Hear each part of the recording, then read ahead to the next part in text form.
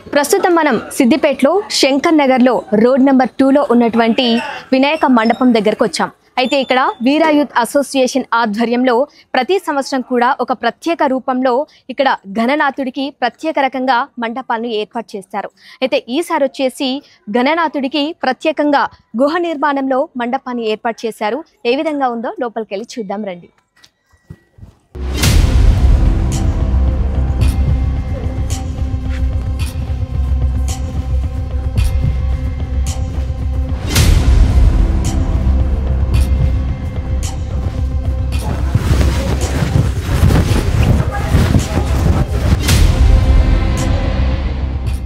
जय श्री राम, जय श्री राम, भारत माता की जय, जय भवानी, जय शिवाजी।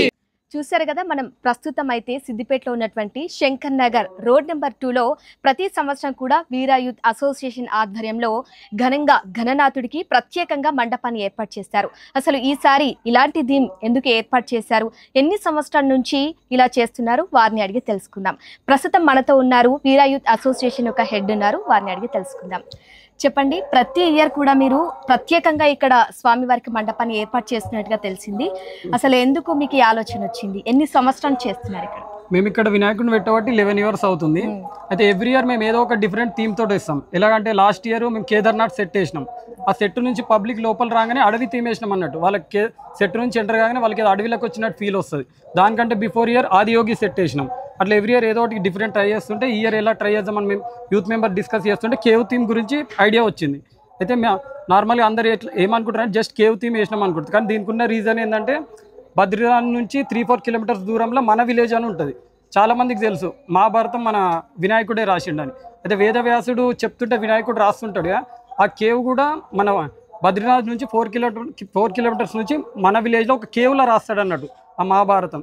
సేమ్ ఆ థాట్ తీసుకొని మేము కూడా వినాయకుని కేవ్లో పెడదామని ప్లాన్ చేసి ఈ కేవ్ థాట్ ఇలా వచ్చింది అన్నట్టు. ఎలాగైతే ఎవ్రీ ఇయర్ డిఫరెంట్గా ట్రై చేస్తున్నామో ఈ ఇయర్ కూడా కేవ్ పెడదామని ప్లాన్ తోటి కేవ్ థీమ్ వేసాం. అంటే మీకు ఈ ఏర్పాట్లంతా చేయడానికి ఎంత సమయం తీసుకున్నారు? నార్మల్గా 1 month నుంచి స్టార్ట్ చేసిర్రు డెకరేషన్.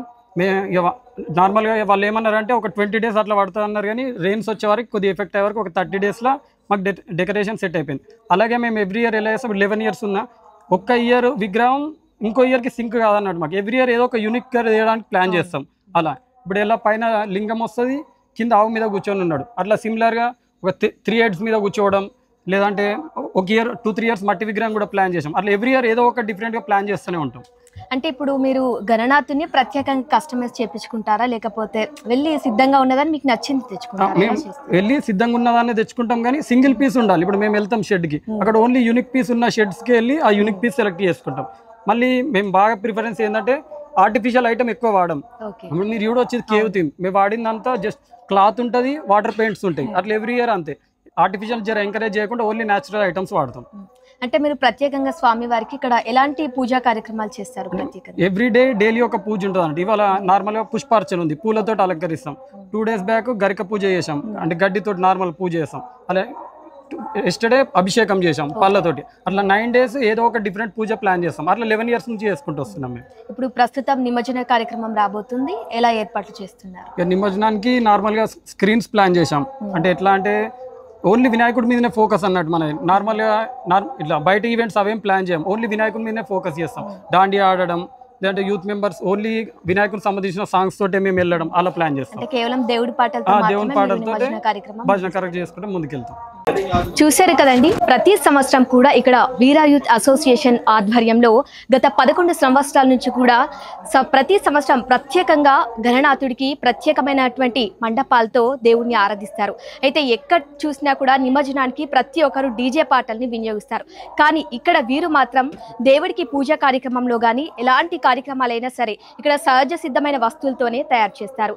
అంతేకాకుండా ఇక్కడ దేవుడికి జరిగేటువంటి నిమజ్జన కార్యక్రమాన్ని కూడా వీరు దాండియా మరియు దేవుడికి సంబంధించిన పాటలు మరియు భజనలతో మాత్రమే స్వామివారిని ఊరేగిస్తూ నిమజ్జన కార్యక్రమాన్ని నిర్వహిస్తారు.